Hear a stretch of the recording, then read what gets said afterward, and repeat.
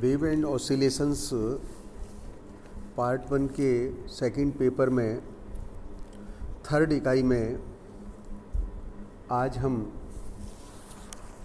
Acoustics of hall भवन ध्वनिकी पर विचार करते हैं। अकोस्टिक ऑफ हॉल्स से तात्पर्य है कि एक ऐसी व्यवस्था जिसके द्वारा किसी हॉल अथवा सभा कक्ष का प्रत्येक बिंदु पर स्पष्ट ध्वनि सुनाई दे। अतः कुछ विशेष प्रकार के भवन में, जैसे सभा भवन है, सिनेमा हॉल है, कंसर्ट हॉल, व्याख्यान कक्ष, इनकी जो रचना की जाती है कुछ विशेष वैज्ञानिक पद्धति से की जाती है कि हम उचित ध्वनि के लिए प्रत्येक बिंदु पर ध्वनि की तीव्रता अनुकूल तथा एक समान देख सकें। ऐसे भवन को बनाने के लिए कुछ बातों का ध्यान रखा जाता है, जिसमें से प्रमुख हैं कि प्रत्येक बिंदु पर ध्वनि की प्रबलता उचित हो तथा संपूर्ण भवन में ध्वनि की तीव्रता का वितरण एक समान हो। भवन में प्रतिध्वनि यानी इको का नहीं होना चाहिए।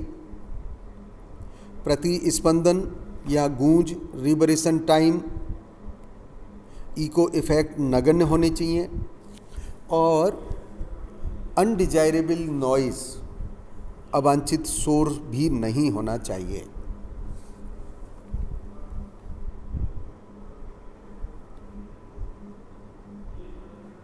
प्रथम प्रयास में हम लाउडनेस ऑफ साउंड पर विचार करते हैं। हम जानते हैं कि खुले स्थान पे ध्वनि तरंग की तीव्रता स्रोत से दूरी बढ़ने के साथ घटती जाती है। इसके अतिरिक्त यदि ध्वनि ऊर्जा श्रोता की ओर नहीं आ रही है तो वह प्राय नष्ट हो जाती है। अतः बंद हॉल में ध्वनि की उचित प्रबलता या उचित तीव्रता प्राप्त करने के लिए हॉल की दीवार हो या छत हैं, उन पर एक विशेष प्रकार के परावर्तकों के रूप में बनाए जाते हैं, जिससे कि इनसे परावर्तित तरंगें सीधे आने वाली तरंगों के साथ मिलकर पूरे हॉल में ध्वनि की प्रबलता में एक समान रूप कर सकें।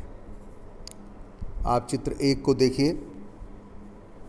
चित्र 1 में मैंने एक सिनेमा हॉल का व्यवस्था दिखाया है, जबकि चित्र 2 में व्याख्यान कक्ष के लिए व्यवस्था दिखाई है कि छत व दीवारों की संरचना प्रदर्शित की गई है।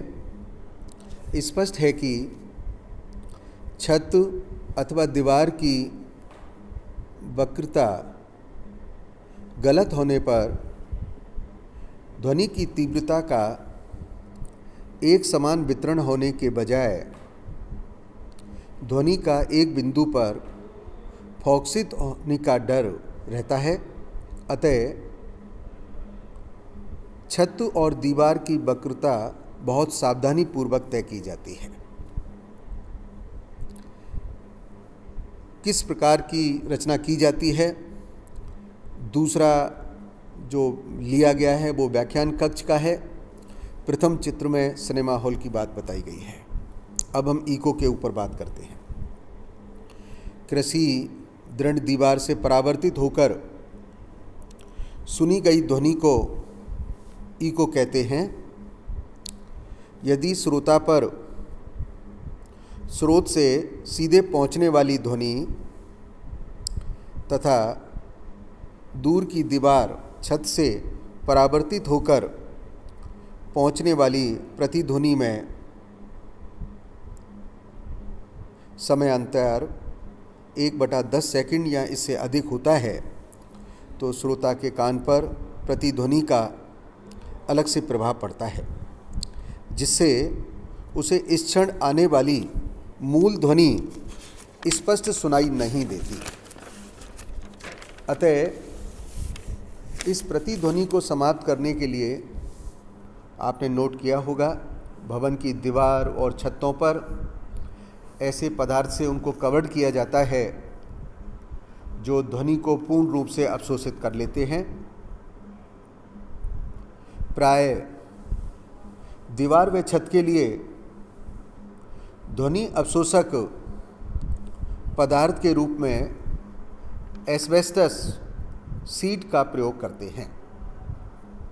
अब हम रिबरेशन की बात करना चाहते हैं। जब किसी बंद हॉल में एक अल्प समय के लिए ध्वनि उत्पन्न की जाती है, तब हॉल की दीवारों तथा छत से क्रमिक परावर्तन के फलस्वरूप स्रोत के कंपन बंद होने के बावजूद हॉल में कुछ समय तक ध्वनि बनी रहती है, जिसे कि हम अनुरणन कहते हैं, रिबरेशन कहते हैं। जितने समय तक हॉल में यह ध्वनि बनी रहती है वह समय रिबरेशन टाइम कहलाता है। अच्छी अकोस्टिक के लिए रिबरेशन का जो टाइम है वह अनुकूलतम होना चाहिए। इसका मान हॉल के आयतन B पर तथा कुछ अवशोषक क्षेत्रफल A पर निर्भर करता है। हम रिबरेशन टाइम को इस प्रकार से लिखते हैं, T = 0.17 B/A। A यहाँ पर उस अवशोषक का क्षेत्रफल है। अतः दीवारों पर अवशोषक पदार्थ का क्षेत्रफल बढ़ाकर या घटाकर रिबरेशन टाइम को समंजित किया जा सकता है। यदि रिबरेशन टाइम का मान बहुत अधिक होता है तो प्रतिस्पंदन के कारण उत्तरोत्तर ध्वनियों में अतिव्यापन होने से मूल ध्वनि साफ सुनाई पड़ेगी, और इसके विपरीत यदि रिबरेशन टाइम बहुत कम होता है तो परावर्तन समाप्त होने से मूल ध्वनि की प्रबलता एक समान नहीं रहेगी।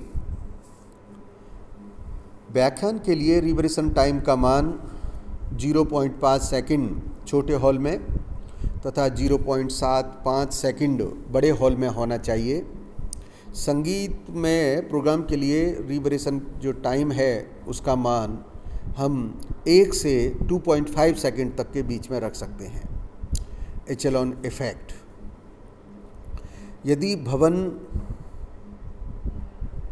या हॉल में समान चौड़ाई की सीढ़ियाँ होती हैं तो उससे परावर्तित ध्वनि तरंग में एक नियमित कालांतर होता है, जिसके फलस्वरूप एक म्यूजिकल साउंड उत्पन्न हो जाती है जो मूल ध्वनि के साथ सुनाई देती है। हम इसे सोपानक प्रभाव कहते हैं। इस प्रभाव को समाप्त करने के लिए सीढ़ियों को अलग अलग चौड़ाई की बनाया जाता है तथा इन्हें ध्वनि अवशोषक पदार्थ कारपेट से ढका भी जाता है। अकोस्टिक हॉल में एक्सटर्नल नॉइज़ भी एक महत्वपूर्ण पैरामीटर है। इसका मान भी कम होना चाहिए, न्यूनतम होना चाहिए। एक्सटर्नल नॉइज़ भवन की अकोस्टिक को प्रभावित करता है। एक्सटर्नल नॉइज़ दो प्रकार का हो सकता है। एक तो भवन के बाहर जो ध्वनि स्रोत हैं उनसे उत्पन्न ध्वनि, जो वायु के साथ भवन में प्रवेश कर जाती है, और दूसरा भवन के साथ लगी मशीनें, मोटर, लिफ्ट, पंखे जो अंदर ही हैं आदि से उत्पन्न ध्वनि जो दीवारों, स्टील गार्डर के द्वारा भवन में पहुंच जाती है। तो इस प्रकार से भवन के बाहर के जो ध्वनि स्रोत हैं को कम करने के लिए हम दरवाजे पर डबल गेट लगाते हैं तथा खिड़कियों पर मोटे मोटे पर्दे लगा देते हैं। सीढ़ियों पर चढ़ने की जो आवाज़ है उसको कम करने के लिए सीढ़ियों पर एक कालीन कारपेट के रूप में बिछा दिया जा सकता है। भवन की दीवारों पर मोटी मोटी और दृढ़ बनाते हैं। भवन के अंदर जो मशीन लगी हैं उनके नॉइज़ को कम करने के लिए कुछ लुब्रिकेंट का प्रयोग कर सकते हैं, जिससे फ्रिक्शन कुछ कम हो जाएगा। और मशीन, पंखे, कूलर आदि को सीधे दीवार पे ना लगा करके उन्हें ध्वनि एब्जॉर्बर पैडिंग पर लगा करके दीवार पर कसा जाता है। इसके द्वारा हम एक्सटर्नल नॉइज़ को काफ़ी कुछ हद तक कम कर सकते हैं। धन्यवाद।